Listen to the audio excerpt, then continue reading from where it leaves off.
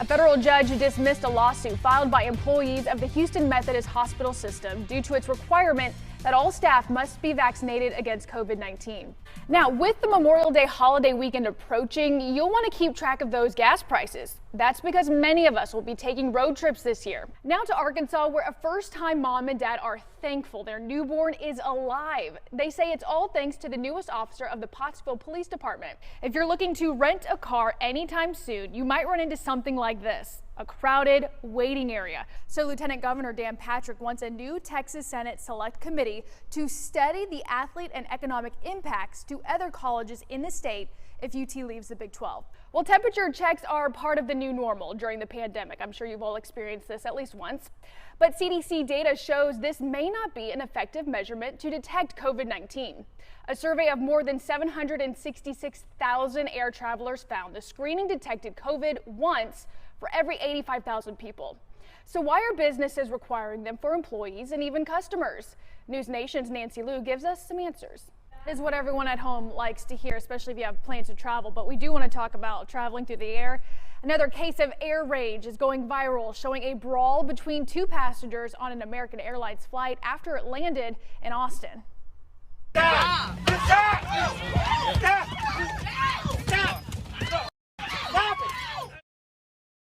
Broke out in the aisle of the plane after it landed in Austin on Sunday. The men involved started arguing in the air over a seat that was stuck in the reclining position. Officers from the Austin Police Department detained the men involved in the fight, but no one was arrested. This latest incident comes just days after a new flight attendant survey was released about unruly passengers. The study found that nearly 85% of flight attendants have dealt with unruly passengers this year alone. But that's not the only issue at the airport. Since Sunday night, Spirit Airlines has canceled hundreds of flights nationwide. Those major delays left passengers waiting for hours and scrambling to make new plans. Mike Colombo with our St. Louis station saw the struggles firsthand. Well, during graduation season, we see a lot of viral moments, but it's usually from the graduates with unique celebrations as they grab their diplomas, right? But in North Carolina, a high school graduation is going viral for what their principal did.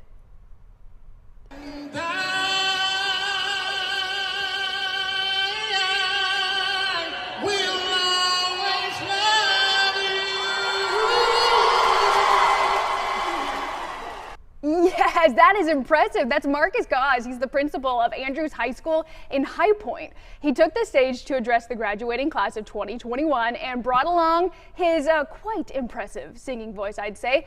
Gause dedicated this song, "I Will Always Love You," originally by Dolly Parton and famously covered by Whitney Houston, for his graduating seniors. I'm not gonna lie, I would be pretty impressed by that.